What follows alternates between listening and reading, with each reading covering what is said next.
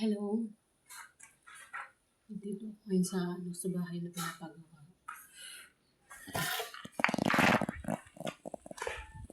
Dito.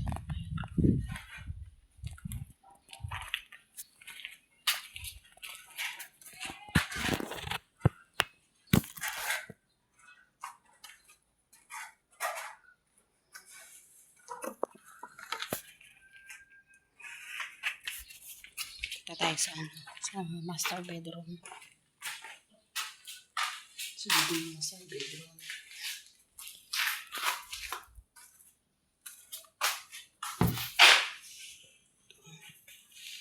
Ito siya tapos talaga. Bubungan lang na tapos.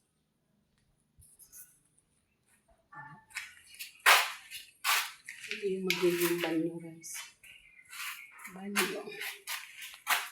Dito na ilagay yung pang CR.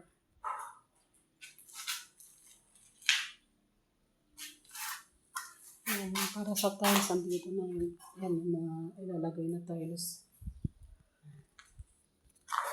Maglalagay na lang. Kung wala maubusan ng budget si tita.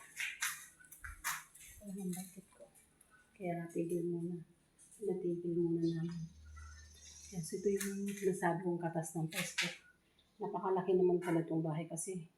Kung simpleng bahay lang sana ito na yung katamtaman lang yung laki, baka tapos na siguro ito. Yun nga lang kasi laki.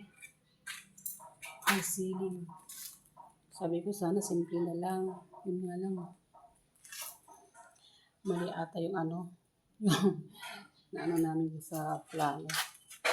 Kala ko dati mali lang yung nakaano sa plano. Ako sa bahay malaki pala. Kasi yung picture niya parang maliit lang siya. Yung pala may mga sukat-sukat pala doon na nakalagay na kung ano yung sukat, kung hanggang gaano kataas. Kaya yung taas, napakataas talaga.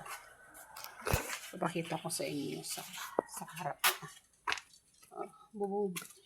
Pero may bubong siya. Yung bintana, dito na ilalagay yung bintana. Ayun. Ayan, yung taas.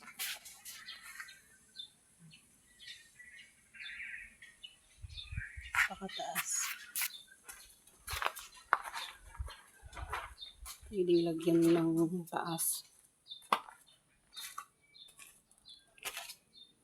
Maaksaya pala. Pag high ceiling, maaksaya. Maaksaya talaga. Kasi tatlo yung bubungan niya. Tatlong design. Yung ibig sabihin, tatlong ng bubungan. Ba tawag ba yun? Basta yun yun. Ang masasabi ko, maaksaya. Sana, tinignan muna mabuti. Nakadalawang M na ako dito mahigit. Hindi pa rin tapos. Laki. Ito naman yung kwarto. Malalaki yung kwarto niya. Isang kwarto. Tapos ito yung banyo. Tapos isang kwarto. Andito yung mga hamba na ilalagay para sa mga pintuan. Kompleto na siya. Kung hindi pa siya na ilalagay kasi wala, naubusan na ng budget talaga si tita. Diyos ko po. Naubusan na ng budget. Oh my God, yeah. Hanggang tingin na lang muna ako. Tapos nagka-problema pa ang Facebook. Nagka-problema kasi ang Facebook ko eh. Kaya pinatigil muna namin. Dahil sagad naubos ang budget ko. So, hihintayin ko muna kung hanggang kailan mag-okay yung Facebook ko. Ay, ano ba yan? Katas Facebook po ito, guys. Ito po yung pinagpahirapan ko, pinagsikapan ko sa pamamagitan ng pagko-content ko as content creator. So, ito yung nagawa na. So, naumabot na siya ng 2M, mahigit na siya. Hindi pa rin siya natatapos, guys. Ang laki kasi. Ang laki kasi. Tapos yung mga haligi niya o yung mga haligi, masasabi ko haligi. Tingnan mo naman, ang lalaki ng mga haligi. Grabe. Ang lalaki nito, guys. Tapos yung mga bakal, malalaki talaga. Tapos yung mga banyo, syempre maluluwang din. Yan. Pero kung alam ko lang na ganito, ganito pala kalaki itong bahay na ito na pinapagawa namin. Kung alam ko lang, sana nagpalit na lang ako ng design ng bahay. Ay, hindi ko na lang sana ito pinatuloy. No. Sabi ko, simple na lang. Mas maganda yung simple para may tabi pa akong pera. Yun nga lang, wala eh. Yun naman, sa taas niya. Yung mga gilid niya. As in, puro. Masasabi ko naman dito sa mga haligi ng bahay na pinagawa ko is solid. Solid naman yung pagkagawa niya. Matibay siya. Masasabi kong matibay kasi nga, ang lalaki ng mga nilagay na bakal. Tapos, ang lalaki ng block. Malalaki yung haligi talaga. So, ubos talaga ang budget ko. Kaya nakaka-stress din yung paggawa. Ang mahal pa naman ng mga bilihin.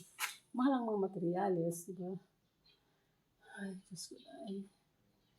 Kailan kaya ito matatapos? Hanggang kailan kaya yung Facebook ko mag-okay?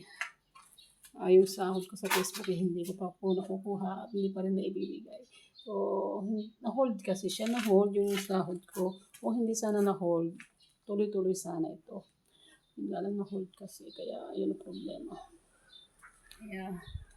Kaya ako yun nandito ngayon sa aking channel. Dito muna ako ngayon sa aking channel para ay, ano ba yan?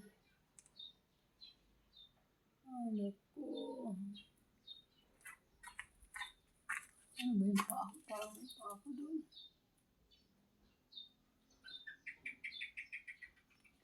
Ayan.